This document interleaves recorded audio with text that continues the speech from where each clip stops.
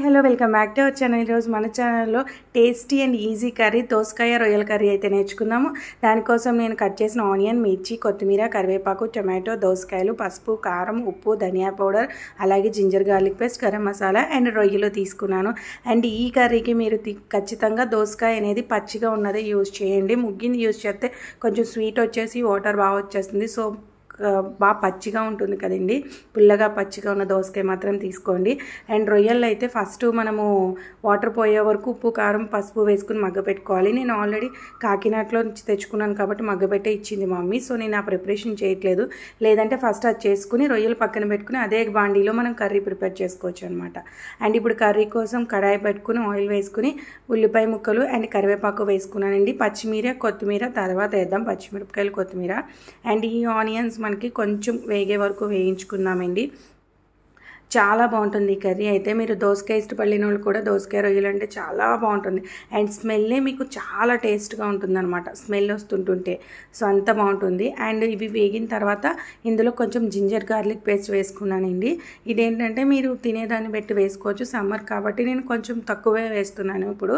And ginger garlic paste పచ్చివాసన పోయిన తర్వాత మనం టమాటా ముక్కలు 2 టమాటో తీసుకున్నానండి, స్మాల్ సైజ్ టమాటా. ఇవి కూడా వేసి కొంచెం మగ్గనిద్దాము. అండ్ ఇది కొంచెం మగ్గడానికి జస్ట్ కొంచెం సాల్ట్ వేసుకోవాలండి. మనం ఆల్రెడీ ముందు తీసుకున్న సాల్ట్లోనే కొంచెం వేసాను. రొయ్యల్లో సాల్ట్ వేసాం కాబట్టి కొంచెం సాల్ట్ అనేది చూసుకుంటూ వేసుకోవాలి. అండ్ చూస్తున్నారు కదండి, ఆయిల్ బయటకు వచ్చేసింది. సో ఇప్పుడైతే మనం కట్ చేసిన పచ్చిమిర్చి వేసుకుందాము. ఎందుకు అంటే ఫస్ట్ వేస్తే పచ్చిమిర్చి మెత్తగా అయిపోతుంది కదా. మనకి ఈ కర్రీలో మనకి పచ్చిమిర్చి, దోసకాయ ముక్కలు అలాగే రొయ్యలే కనిపించాలి. సో అందుకే నేను పచ్చిమిర్చి కొంచెం వేగిన తర్వాతే వేసుకున్నాను. అండ్ పచ్చిమిర్చి వేసిన 1 మినిట్లోనే పసుపు, కారము అండ్ అలాగే ధనియాల పౌడర్ అండ్ ఉప్పు ఆల్రెడీ మనం 2 టైమ్స్ వేసాం కాబట్టి కొంచెమే వేసుకున్నాను. సో ఇవి వేసుకున్న తర్వాత కొత్తిమీర, గరం మసాలా అయితే పక్కన పెట్టుకున్నాను. ఇప్పుడు ఏమీ వేయలేదు. సో ఇవన్నీ వేయించి కొంచెం పచ్చివాసన పోయే వరకు వేయించుకోవాలండి. అన్ని మసాలాలు ఒక 1 అవర్ 2 మినిట్స్ అనమాట. జస్ట్ చూస్తున్నారు కదా, ఈ మొత్తం వేగిపోయిన తర్వాత ఇందులో మనం ఆల్రెడీ ప్రిపేర్ చేసుకున్న రొయ్యలు ఉన్నాయి కదా, ఇవి యాడ్ చేద్దాం. కర్రీ త్వరగానే అయిపోతుంది ఎందుకంటే మనం ఆల్రెడీ రొయ్యల్ని మగ్గబెట్టేసాం. అండ్ దోసకాయ కూడా మనకి త్వరగా కుక్ అయిపోతుంది కదా. ఇంకా మనం దోసకాయ ముక్కలు అయితే వేయలేదు. అండ్ మొత్తం వేగిన తర్వాత ఇప్పుడు దోసకాయ ముక్కలు వేసుకున్నామండి. చూస్తున్నారు కదా, ఇలా పచ్చిగా ఉన్న దోసకాయ తీసుకోండి. కొంచెం పుల్లగా కమ్మగా వస్తుంది వాసన. సో స్మెల్ బాగుండాలి, టేస్ట్ బాగుండాలి, లుక్ బాగుండాలి అంటే కొంచెం దూరగా ఉన్నదే తీసుకోండి. ఓకే, చూస్తున్నారు కదా, ఇప్పుడు కొంచెం మూత పెట్టి మగ్గ పెట్టుకున్నామంటే అందులో ఉన్న కొంచెం వాటర్ అనేది కొంచెం బయటకు వచ్చేస్తుంది. చూస్తున్నారు కదండి, కొంచెం కుక్ అయ్యింది. ఇప్పుడు కొంచెం వాటర్ వేసుకుందాము. వాటర్ వేసుకుని కొంచెం దగ్గర అయ్యే వరకు మగ్గపెట్టుకోవాలన్నమాట. ఒక 5 to 10 మినిట్స్.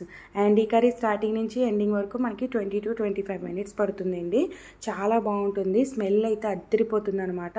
మీకు మంచి స్మెల్ వస్తుంది అనమాట, రెగ్యులర్గా చేసుకునే కర్రీస్ కన్నా కూడా. అండ్ చూస్తున్నారు కదండి, ఇప్పుడు వాటర్ ఇలా కుక్ అవుతుంది. వాటర్ మరుగుతుంది మనం వేసిన వాటర్. సో ఇప్పుడు మూత పెట్టేసి మనము ఒక 5 to 10 మినిట్స్ ఉంచేద్దాము వాటర్ దగ్గర అయ్యే వరకు. సో 5 to 10 మినిట్స్ తర్వాత వాటర్ అంతా దగ్గర అయిపోయి మనకి కర్రీ అనేది ఇలా అయ్యింది. అండ్ స్మెల్ అయితే అద్దరిపోతుంది ఈ టైంలో. ఇప్పుడు మనం కాస్త ఉప్పు, కారం అవి కూడా చెక్ చేసేసుకుందాము. నాకైతే పర్ఫెక్ట్గా సరిపోయినాయి ఎందుకంటే నేను రెగ్యులర్గా కుక్ చేస్తాను కాబట్టి. సో మీకు డౌట్ ఉంటే మాత్రం ఈ టైంలో చెక్ చేసుకుని మీకు ఏదైనా ఎక్కువ తక్కువ అయితే యాడ్ చేసేసుకోండి. అండ్ కర్రీ అయితే చాలా బాగుంటుంది, గ్రేవీగా. అండ్ టేస్ట్ అయితే అద్దరిపోతుంది. అండ్ ప్రాసెస్ కూడా చాలా ఈజీ ఉంటుంది. అండ్ దోసకాయ ముక్కలు కూడా మంచిగా కుక్ అయిపోయినాయి చూడండి. త్వరగా కుక్ అయిపోతుంది కాబట్టి దోసకాయ ఎక్కువ టైం పట్టదు. అండ్ ఇప్పుడైతే ఫైనల్గా కొత్తిమీర అండ్ గరం మసాలా వేసేసుకుని ఒక్క 1 మినిట్ అట్లా అనేసుకుని మనం డిష్ అవుట్ చేసేసుకుందామండి.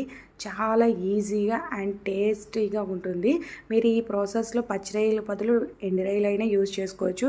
బాగా నీట్గా క్లీన్ చేసేసుకుని సేమ్ పచ్చిరొయ్యలు వేసిన టైంలోనే మనం ఎండురొయ్యలు వేసేసుకుని కుక్ చేసుకోవచ్చు. చాలా బాగుంటుంది అది కూడా. సో మీరు అలా కావాలంటే అలా ట్రై చేయొచ్చు. చూస్తున్నారు కదండి, ఇప్పుడు డిష్ అవుట్ చేసేసాను. నచ్చితే మాత్రం ఒక లైక్ ప్లేస్ చేసేసి